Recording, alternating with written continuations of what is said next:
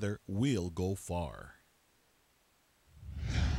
Tonight on News 22. Parts of Interstate 10 are shut down due to gusting winds. Javier Gutierrez takes us to all the festivities that took place over the weekend during Earth Day. And downtown Las Cruces is making one more step towards revitalization. All that and more on News 22 Tuesday. Serving southern New Mexico, this is the award-winning KRWG-TV News 22, where news matters. Good evening, everyone. I'm Melissa Barraza. And I'm Michael Navarrete. We have just learned that minutes ago, the Doña Ana County Commission has voted to fire the county manager. County Manager Julia Brown has been under fire for months. Deputy County Manager Chuck McMahon was appointed acting county manager. We will have more on this story tomorrow on News 22 Wednesday. State legislatures in New Mexico are taking their governor to court. Governor Susana Martinez used a veto to cut funding for state universities and the legislature itself. As Lacey Mitri reports, lawmakers believe that violated the state constitution. Democrat-led legislature petitioned the New Mexico Supreme Court today to block vetoes that, quote, would seek to defund and thereby effectively abolish the legislative branch of government. Democrats in the legislature are asking the state Supreme Court if the Republican governor has the authority to reject funding for an equal branch of government and for universities protected by the state's constitution. The lawsuit states, quote, the governor's actions violate the New Mexico Constitution's principles of separation of powers. Governor Martinez says the removal of funding is only temporary and that it can be restored through a budget compromise that doesn't include any tax hikes. The court challenge is an escalation in the budget standoff. This governor's actions have been, unpredictable and also unreasonable. So it's hard to say how she's going to respond to this, but I encourage the governor to stop playing political games with the future of all of our college and university students. This really has been a political standoff or a game of chicken, if you will. We have a situation where there's been no compromise between the legislature, controlled by Democrats, and a Republican governor in her second term. The governor's office says the lawmakers want to raise taxes, and she's the only one standing in their way. The Supreme Court has not set the date yet to hear the lawsuit. Another money issue facing the governor is funding for higher education. Martinez vetoed the funding for higher education last week. Chancellor Gary Carruthers says that the NMSU community must hold strong that the issue will be resolved. As ASNM, I will assure you, I will assure the students, faculty, and the staff, they will resolve the funding of higher education. But you're not going to like the gymnastics that it go through to do that. There's a lot of tension, there's a lot of personalities involved, there's some acrimony that is more personal than professional, and they'll get over all of that because they're obligated under the law to fund higher education at a reasonable level. ASNMSU President Matt Bowes, State Representative Bill McCamley, and possibly other state legislators will be hosting a forum. The forum is for students, faculty, staff, and community members regarding the governor's veto of higher education and what can be done to resolve the issues that the veto brings up. The forum will take place tomorrow at 5:30 p.m. at the NMSU Corbett Center Auditorium. The Board of Regents at Western New Mexico University have voted to pass an increase in tuition for the upcoming academic year. Tuition for undergraduate in-state students will see an increase of 2.71% in tuition and fees for the 2017-2018 academic year. In addition to voting on tuition, board members also approved the budget for the upcoming fiscal year. NMSU will be celebrating its third annual Founders Day celebration. The event will be on Wednesday, April 26th from 11:30 a.m. to 1:30 p.m. A picnic will be provided in the Traders Plaza near the NMSU College of Business. There will be many keynote speakers and an address from NMSU Chancellor Gary Carruthers. And we got Jackie here with our first look at weather. Thanks, Mike. Interstate 10 is closed due to blowing wind gusts near the Arizona and New Mexico state lines. The Arizona Department of Transportation says I-10 is closed in both directions for about 60 miles because of low visibility. Drivers can use U.S. Highway 191 and U.S. Highway 70 as a detour. Now, taking a look at your current conditions, we're looking at mostly sunny skies with the temperature at 77 degrees. Winds are coming in from the west at 20 miles per hour. Our humidity sits at 20%, our dew point at 33 degrees, and our barometer at 29.31 inches. Today we had a high of 83 degrees, which is really close to our average of 81 degrees after an overnight low of 50 degrees. Taking a look at record temperatures, back in 1996, we as well hit a record high of 83 degrees, and back in 1968, we hit a low of 52 degrees. We don't have any rain for today, and our yearly rainfall sits at 2.14 inches. That's all I have for your current conditions. I'll be back later with your national weather, but for right now, back to the desk. Thanks, Jackie. What better day for scientists to advertise and promote the importance of science than on Earth Day? Scientists in the city of Las Cruces and around the nation got together for March for Science this weekend. The march began at 10 in the morning around the downtown mall and ended at La Plaza de Las Cruces. Scientists and people from the community held up posters and signs while chanting in the name of science. Some of NMSU's science professors stood at the stage and talked about the value that science brings to society. After the march, they moved to a tent where they had an Ask a Scientist open table where people could ask questions. They also had postcards available so people could send messages to the Senate. Really important that we get the support of our federal government to continue to fund science and science research, and that we continue to put real facts out rather than alternative facts. Earth Day was also full of vendors at Plaza de las Cruces. As News 22's Javier Gutierrez explains, one father-son duo was doing their best to help save the earth.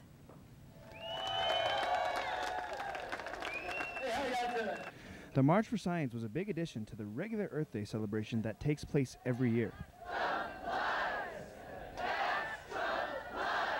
The NMSU horticulture students showed desert-adapted plants, and there was the traditional recycle fashion show in which all fashions were made from what's normally considered trash. Earth-friendly vendors took advantage of the like-minded crowd. John Simmons is with SeedShare. The group promotes the plants that evolved in the Chihuahuan desert. Locally acclimated seed is the best seed. It's gonna be resistant to the drought that we have in our area, the particular diseases that might exist in our area. They're just gonna be more productive. You always need something to plant those seeds in, so John's son Zephyr set up his table selling worm castings. I sell worm castings. They're the worm's poop. It's a really good soil conditioner. It's really good for the plants.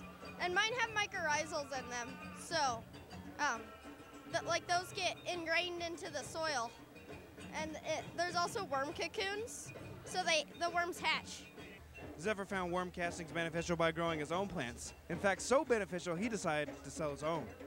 John is glad that his son is taking to heart the message of taking care of our planet, and was gratified that so many people came out to promote the importance of science. I'm proud of him. I'm proud of him for starting his own business. I'm proud of him for doing something that's good for the earth and that's going to help people. Yeah, it's great. Javier Gutierrez, News 22. If you've been around downtown, then you might notice some major changes occurring, and kiosks will soon be one of those changes. They will be placed to provide free Wi-Fi for visitors who attend events or shops in the area. This is just one plan the city is trying to do in its revitalization plan. Construction is expected to return on Church and Water streets in the next 6 weeks. Resurfacing downtown streets will be the final improvement for the downtown revitalization. Stay tuned, Jack will be back with your national forecast. And later, News 22's Selena Quintana brings us a story about a dog with a special job. More on that when News 22 continues.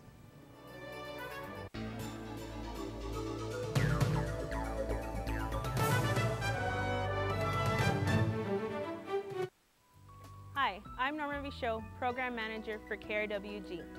It's a brand new season and host Joseph Rosendo is headed on another journey. The new season of Joseph Rosendo's Travel Scope includes adventures to the Cook Islands in the Pacific, joining a parade of the medieval guilds during Zurich's festival, exploration of the stone figures on Easter Island, and the Amazon rainforest in Peru.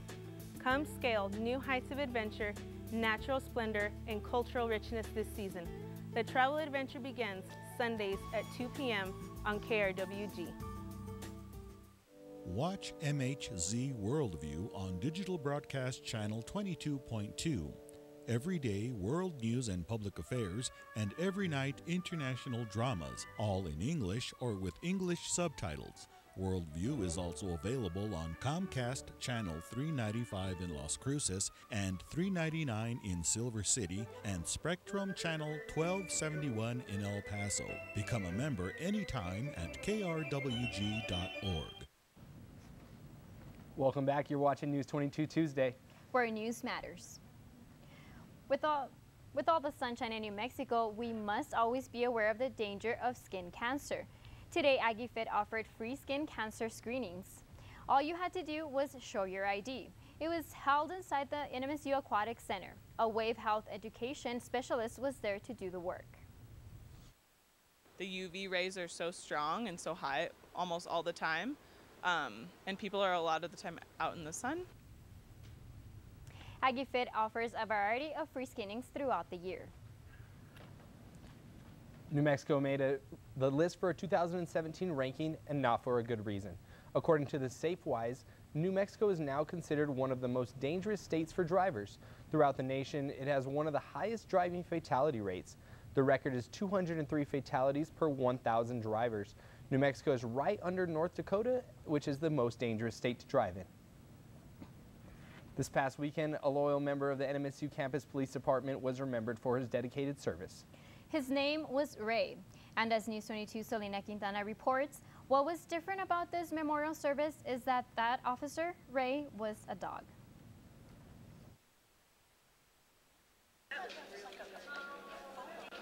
Crazy Eyes is what they called Officer K9 Ray at his memorial this past Saturday, as seats filled on the sunny morning to commemorate one of the first NMSU Police Department K9s.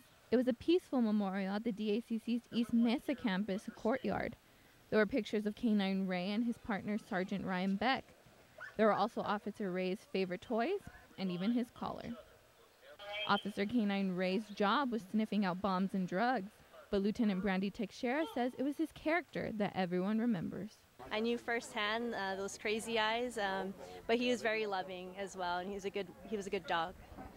Those who knew Ray say he wasn't just a work dog, but he was a part of the family. You learn the meaning of unconditional love. And even though they said Ray had crazy eyes, he had a beautiful heart. But who knew him best was his partner, Sergeant Ryan Beck. At the memorial, Beck was awarded with the United States Military Working Canine Service Award for his work with Ray. This morning wasn't to just honor K9 Ray's work, but to honor his character and how he liked to have fun on the job. So he liked to play little practical jokes, and there was one deployment that we were talking about the other night at the Kmart off of Baton Memorial, and it was a bomb threat. And at the end of the bomb threat, since he hadn't found anything, he wanted a toy. So as he's going through the home section, he takes a towel off the shelf and starts running towards the checkout with it. So he was always playing little jokes like that, and he ended up getting a towel for Christmas that year that he could just rip up. So yeah, he was a very, very unique dog. The memorial closed with a flag presentation to Officer Beck, the ringing of the Freedom Bell, and the final call to Officer Ray. Selena Quintana, News 22. There's a new development in the Tai Chan murder case. That's the first story in tonight's Crime Blotter. A judge has ruled to not dismiss murder charges against the former Santa Fe deputy accused of murdering his partner.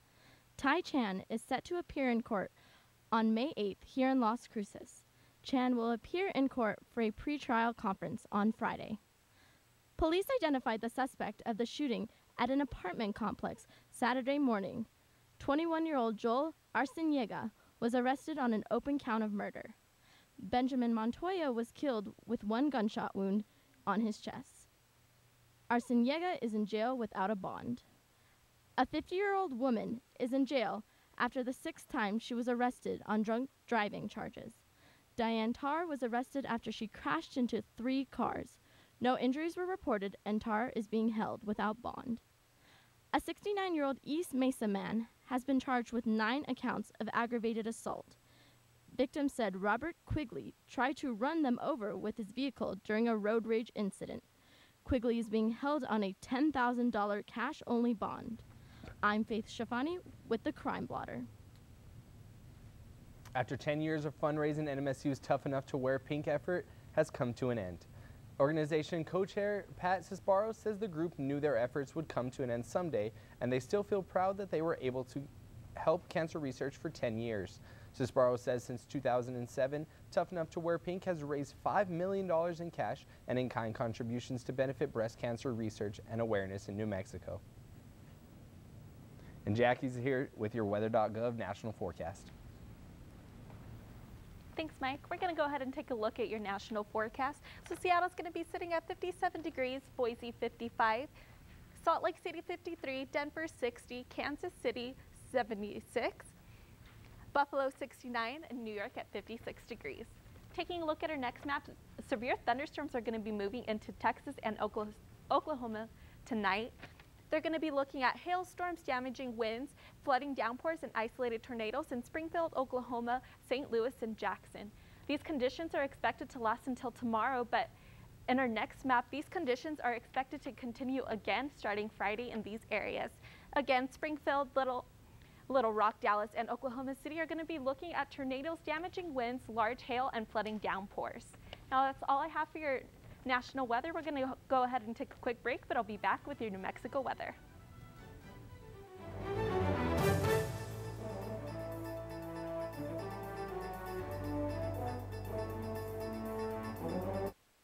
Hi, I'm Andreas Vista, host of New Scandinavian Cooking, the international cooking series that explores Scandinavian cuisine, culture, and history. Thursday at 2:30 p.m. on KRWG-TV. Enter an ancient Austrian forest. Once heavily logged, these woods are forgotten. The forces of nature rule the land again. And with the comeback of a long-lost creature, this forest's return to the wild is complete. Wednesday at 7 p.m. on KRWG-TV. Deadly radiation is being released from the damaged plant. Chernobyl, a catastrophic nuclear disaster, threatens again. Stop, quickly! Now, engineers build a massive structure to prevent another radioactive crisis. It's the biggest movable structure in the world. It's extremely dangerous.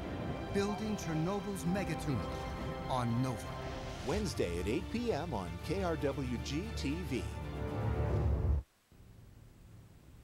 Welcome back. We're going to go ahead and take a look at your current conditions right now in New Mexico. Farmington is going to be sitting at 67 degrees, Santa Fe at a nice chilly 45 degrees, Gallup 51, Albuquerque 55, Clovis 67, Socorro 68, Ruidoso 56, Roswell 76, and Deming at 74 degrees. Taking a look at cities across their area. So Alamogordo is going to be looking at partly cloudy skies with a low of 50 degrees. Tomorrow they're looking at partly sunny skies with a high of 73 degrees.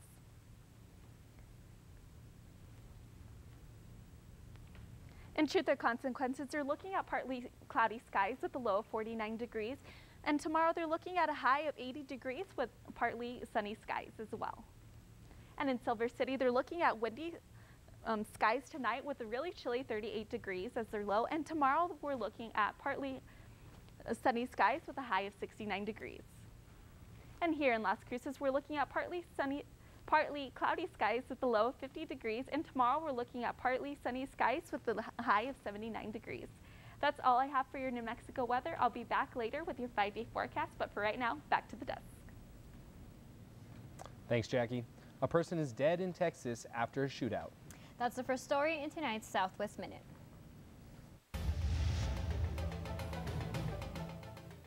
A shootout inside a Houston Jack in the Box restaurant leaves 2 suspects wounded and 1 dead. Federal, state, and local authorities had been on the lookout for a group of suspects wanted for other robberies. Officers found the suspects in the middle of an armed robbery and a gunfight broke out. Fire crews were called out to a brush fire near Buckeye Valley yesterday evening, about 40 miles west of Phoenix. The Buckeye Valley Fire Department said about 40 acres burned. The buildings were threatened, and it is still unclear how the fire started. A high-speed chase in the Los Angeles area ended early this morning with 1 man dead and another arrested. The driver of the car ran red lights and cut off other cars during the pursuit. Officers opened fire on the car after it turned around and tried to drive past officers. The suspected driver was killed and the passenger surrendered. For the Southwest Minute, I am Marlene Barraza. And we got Tanya Barba here with sports now. Thanks, y'all. Coming up in sports, one of the greatest drivers announces retirement, and later a new addition to the Aggie Army. Don't change TSPN just yet because News 22 Sports is next.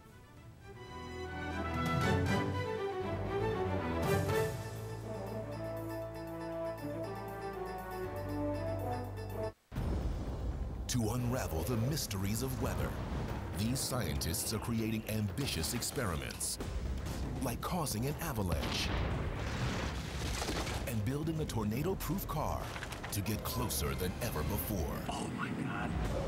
And to study nature at its most dangerous and most spectacular. Wild Weather. Wednesday at 9 p.m. on KRWG TV. On Masterpiece.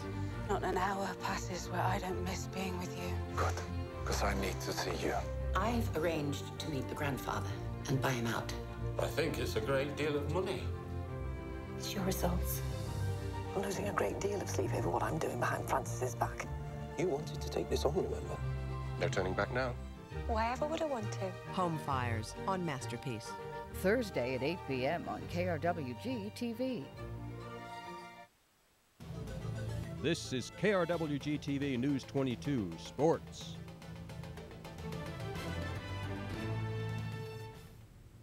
Welcome back. I'm Tanya Barba, and let's swing into sports. Champion NASCAR driver Dale Earnhardt Jr. is calling it a career.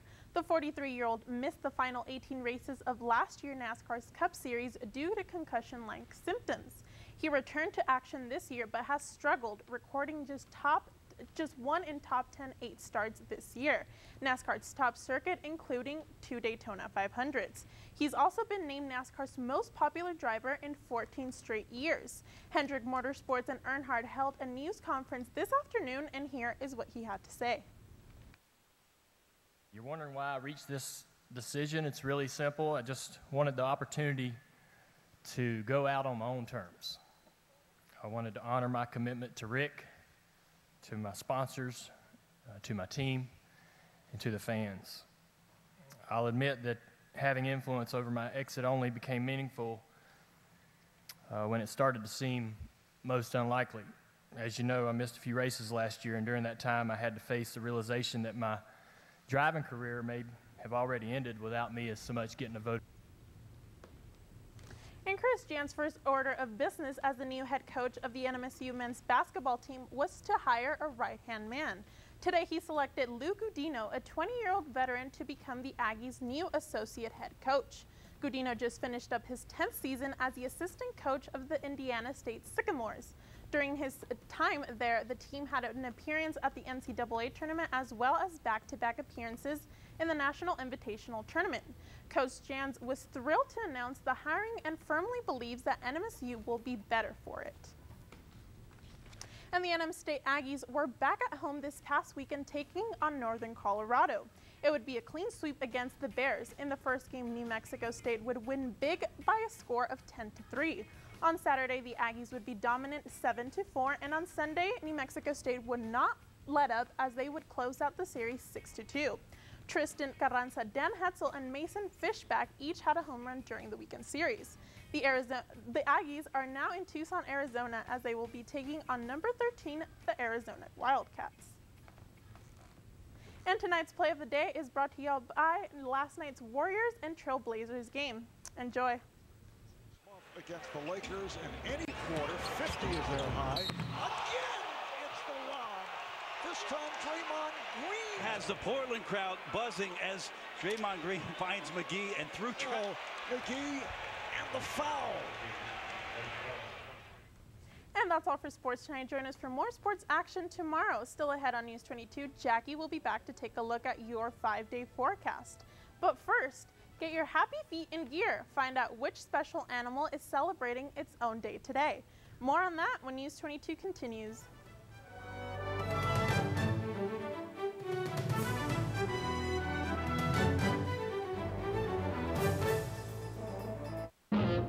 Only on PBS. It's music that makes you move. The influence of Latin music on rock and roll was seminal. It's as diverse as America itself. This is a historic moment. This is a real crossover. It's Latin Music USA. Friday at 8 p.m. on KRWG TV. Coming up on Austin City Limits.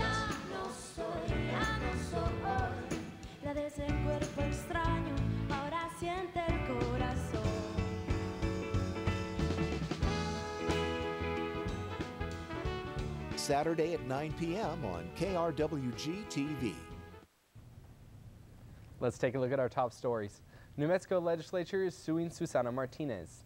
Javier Gutierrez showed us what was going on during Earth Day this past weekend. And Selena Quintana took us to a memorial of one of the city's bravest police dogs. There are days for just about everything these days, and you'll never guess what today is. It's National Pingüino Day. And although it's fun to celebrate, there is a cause for concern. According to new reports and scientists, 2 of the most common penguin populations are in decline. And a big reason for that is climate change. The scientist behind the report says it's a wake-up call.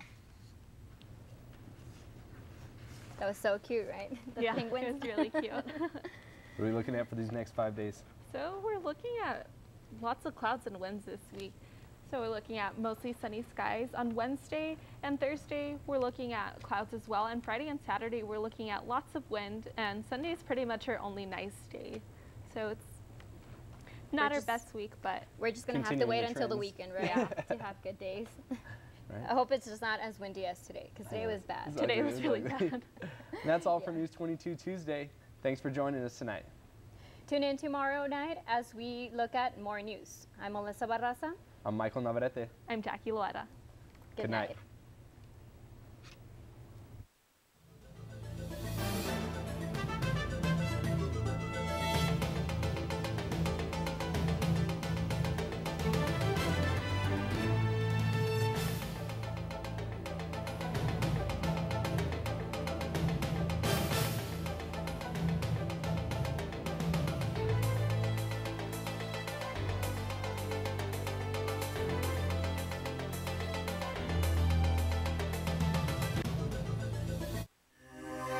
This news brief in Español is brought to you by Noticias22, Spanish language news for southern New Mexico and West Texas. Noticias22.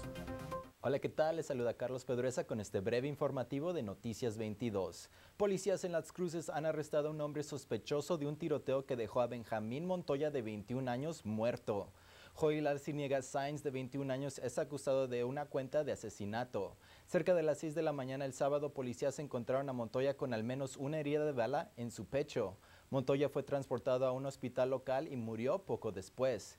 Investigadores aprendieron que Montoya y su novia estaban en el apartamento de Sainz cuando empezaron a pelear. Un testigo dijo que escuchó lo que parecía un balazo poco después de que la pareja entró al apartamento.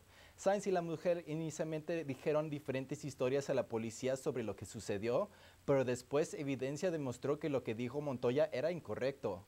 La mujer después confesó que Sainz fue responsable por la muerte de Montoya. Sainz ahora se encuentra en la cárcel de Doña Aña sin fianza. Un hombre de East Mesa enfrenta 9 cargos de asalto agravado después de tratar de atropellar a unas personas con su vehículo. Esto sucedió el viernes a las 9 de la mañana cuando un hombre iba manejando con una mujer embarazada y un niño en el asiento de atrás. Cuando Robert Quigley, de 69 años de edad, pretendientemente chocó con ellos forzándolos a un lado del camino. Cuando se detuvieron, Quigley volteó su carro y se dirigió hacia el carro de la víctima, esta vez pegándose en la puerta del lado del manejador. Quigley fue arrestado y se encuentra en la cárcel de Doña Ana con una fianza de $10,000. Eso es todo por hoy. Sacarlos. Local support for a portion of today's programming is provided by Wells Fargo. Our support of Aggie students goes beyond just banking. By supporting News 22, we're giving back to the community. Wells Fargo. Together, we'll go far. The KRWG